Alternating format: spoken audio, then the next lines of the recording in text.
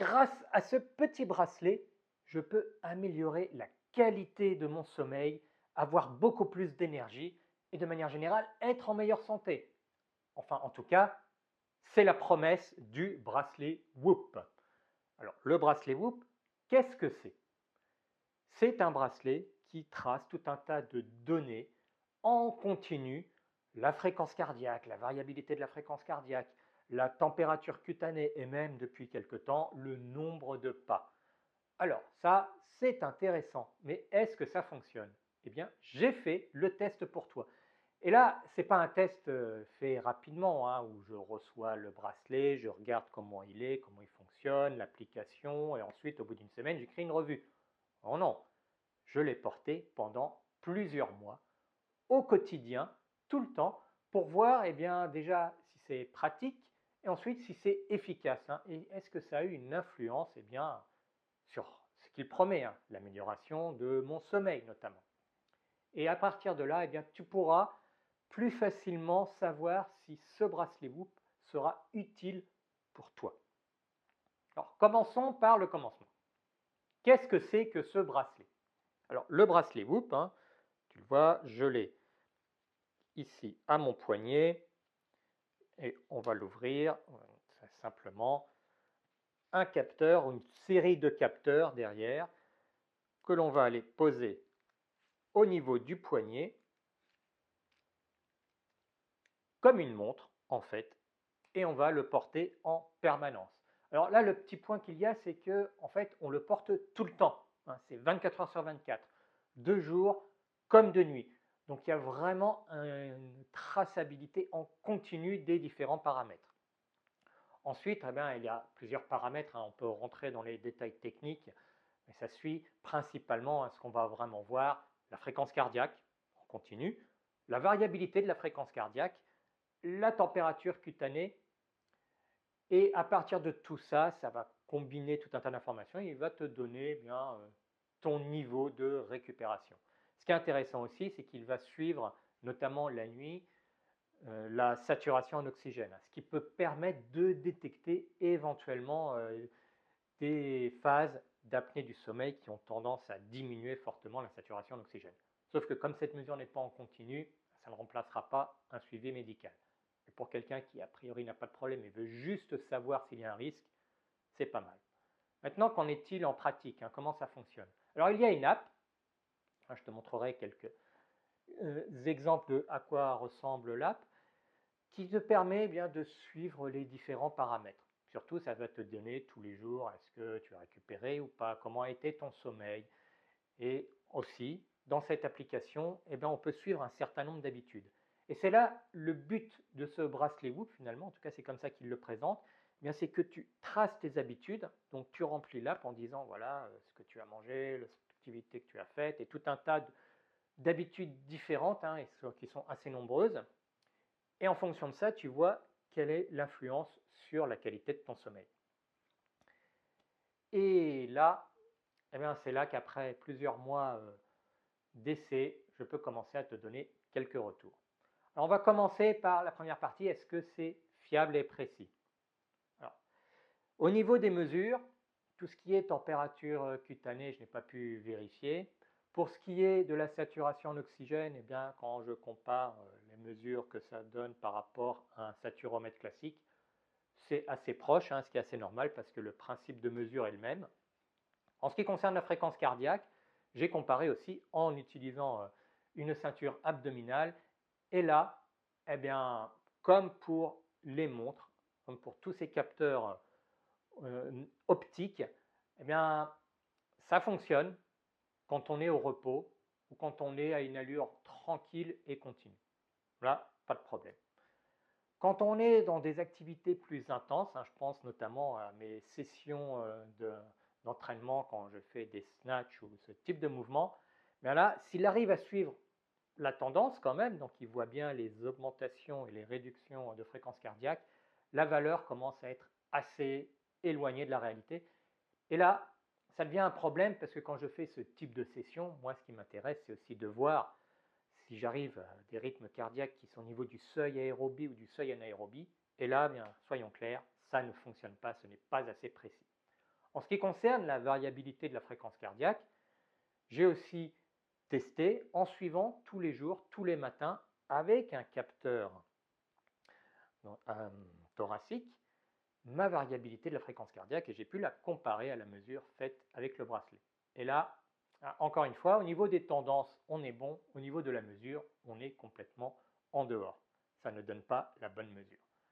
Donc, en conclusion, là-dessus, eh bien, au niveau de la fiabilité de la mesure, je dirais ça va dépendre de ce qu'on recherche. Mais au final, vu qu'on n'a pas la précision suffisante pour vraiment suivre des activités précises, je ne sais pas quel est l'avantage du bracelet par rapport à une montre connectée classique, qu'on peut trouver à un tarif, on va le voir, plus intéressant. Parce qu'en effet, maintenant, comment fonctionne en pratique le bracelet? Ça, c'est le deuxième point. Le bracelet, il est gratuit. Alors, plus exactement, on va te l'envoyer gratuitement. Et si tu n'es pas satisfait, tu le renvoies, tu n'as rien à payer. Tu l'auras testé pendant 2 semaines. Seulement, voilà, si tu le renvoies, eh bien, il faut quand même payer les frais de port. Donc, au final, ça vaut presque le coup de payer un mois d'abonnement plutôt que de le renvoyer parce que ce sera quasiment le même prix. Et c'est là la limite principale au niveau tarif que je trouve avec ce système, c'est que Whoop, en fait, le hardware, donc le bracelet, il est gratuit, mais pour utiliser les données, pour qu'il fonctionne, il faut payer un abonnement. Et là, eh bien, les tarifs commencent à monter assez vite. Alors, je te mettrai le tarif dans la description. Je ne vais pas te le donner là parce que le tarif, ça peut évoluer. Mais on est quand même à des montants qu'on paye par mois ou par année, eh bien, qui vont vite remplacer le coût qu'aurait eu une simple montre connectée. Donc là-dessus, je suis un peu plus circonspect. Ensuite, eh bien, dans l'utilisation, si on fait abstraction de ce côté tarif, dans l'utilisation, je me suis rendu compte quand même assez rapidement que ce suivi des habitudes au quotidien à remplir dans une app, eh bien, personnellement, moi au bout d'un moment, ce que je faisais, c'est que j'ouvrais le matin et je disais comme hier, comme hier, comme hier, de jour en jour.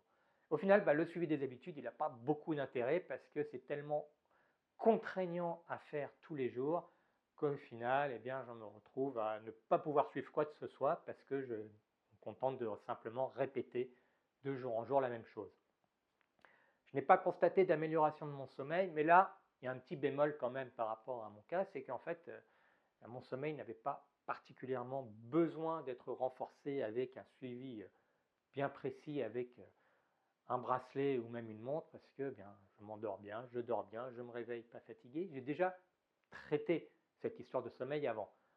Donc, pour quelqu'un qui serait à peu près dans mon cas, qui a un sommeil qui est à peu près sous contrôle, ça n'a pas beaucoup d'intérêt.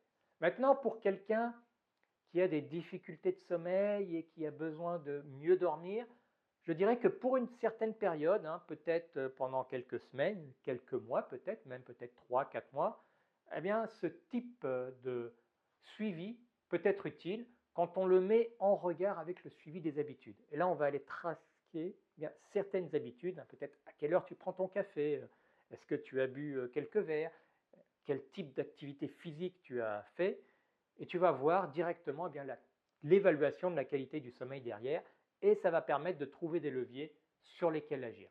Et dans ces cas-là, je me dis que pour une période limitée, c'est intéressant, et donc pour mes coachés, quand ils le souhaitent, je leur conseille en effet de prendre ce bracelet en prenant un abonnement mensuel. Comme ça, l'abonnement mensuel, ils peuvent l'arrêter quand ils n'en ont plus besoin et non pas aller directement dans l'abonnement annuel qui finalement, à mon avis, va aller sur une période trop longue pour faire ce suivi. L'idée, à mon avis, pour vraiment améliorer les choses, c'est pas de faire un suivi permanent et ad vitam aeternam. C'est de trouver une période limitée pendant laquelle on va vraiment suivre un certain nombre de paramètres, on va suivre les habitudes qui ont une influence sur ces paramètres et on va pouvoir améliorer point après point, mais en l'occurrence notre sommeil. Et pour ça, le bracelet Whoop est un bon outil. Alors, on peut avoir d'autres outils, et notamment, depuis quelques temps, on a beaucoup de bagues connectées. Alors, on a la Oura Ring, on a aussi Ultra Human qui le fait, et qui a la même promesse, en fait. Et dans cette situation, est-ce que tu préférerais avoir le bracelet ou la bague? Moi, je conseille le bracelet. Voilà, pour une raison simple, hein, c'est qu'en dehors de la qualité des mesures, hein, sur laquelle on n'a pas vraiment suffisamment d'informations en dehors des compagnies elles-mêmes sur la fiabilité des mesures, mais la bague, elle m'empêche d'aller travailler avec kettlebell par exemple, ou même avec la barre, et donc elle est gênante, hein. En plus de ça, eh bien c'est comme une grosse alliance, c'est même un peu difficile à retirer, puis il faut la retirer régulièrement parce qu'il faut la charger. Le bracelet, eh bien, si je veux travailler, j'ai juste à le retourner, et là mon bras est complètement libre et je peux aller faire des snatchs ou tout un tas d'autres exercices sans problème, hein. C'est d'ailleurs ce que j'ai fait pendant toute la période où je l'ai testé. Ensuite, pour le recharger, tu n'as même pas besoin de le retirer. Il y a un chargeur qui se recharge à part et qu'on va aller placer dessus, et il va se recharger en continu sans qu'on ait besoin de le retirer. Donc de ce point de vue-là, c'est beaucoup plus pratique. Entre la bague ou le bracelet, je trouve que le bracelet est nettement plus efficace. Maintenant, voilà, pour la pratique, hein, en réalité, je pense que dans une situation particulière, un sommeil qui n'est pas idéal, tu as besoin de travailler dessus, on va mettre un focus qualité du sommeil, tu vas pouvoir prendre un bracelet Whoop, prendre un abonnement mensuel, travailler vraiment en mettant l'amélioration du sommeil comme la priorité, et là c'est un bon outil qui peut aider en voyant ce qui a le plus d'influence. Oublie les valeurs absolues, vois les tendances. Finalement, voilà, la variabilité de la fréquence cardiaque et toutes ces choses-là, les mesures ne sont pas précises. Par contre, elles sont suffisamment bonnes pour que les tendances soient valides. Et donc, ça va nous permettre de voir quelles habitudes ont une influence. Pour une période de 3 mois, c'est suffisant pour savoir sur quoi agir pour améliorer le sommeil. Et ensuite, tu pourras faire comme moi et te débarrasser du bracelet pour pouvoir continuer à t'en référer quand même plus à tes sensations et à ce que tu sais des habitudes qui te permettent d'améliorer le sommeil. Le danger qu'il y a avec tous ces outils, en fait, c'est ce que j'appellerais la technodépendance. Ces outils, ils sont très bien quand on les utilise pour nous amener à un objectif bien précis pendant un certain temps, et là, on peut avoir besoin de données. Il ne faut pas tomber dans le piège d'être dépendant de ces données. Ce qu'on voit de plus en plus, eh bien, c'est qu'à force d'utiliser des bagues connectées ou des montres ou d'autres éléments comme des bracelets, eh bien, on finit par ne plus se fier à notre capacité à savoir si on est en forme ou pas, si on est capable de faire quelque chose, et on en vient à avoir des tableaux Excel pour pouvoir en fait agir dans la vie de tous les jours. C'est le danger de ce type de bracelet. Donc voilà, ma recommandation, ça fonctionne, c'est assez pratique, ça a des données qui sont suffisamment fiables pour suivre des tendances et donc voir sur quel levier agir pour améliorer la qualité de ton sommeil. Maintenant, évitons de tomber dans la technodépendance, utilisons-le pour une période limitée, si c'est nécessaire, avec des objectifs précis, un suivi bien attentif sur les leviers, les différentes habitudes, les résultats, et ensuite, on peut se débarrasser de cet outil qui n'était qu'un outil pour atteindre un objectif qui doit être à plus long terme, la qualité de notre sommeil, et donc toutes les conséquences que ça a derrière sur notre forme, sur notre santé, sans être pour cela dépendant d'un outil et donc d'une béquille. Voilà, c'était mon avis sur le bracelet Whoop. C'est une bonne solution pour une période limitée en sachant exactement ce que l'on veut en retirer. Il ne faut simplement pas en devenir dépendant.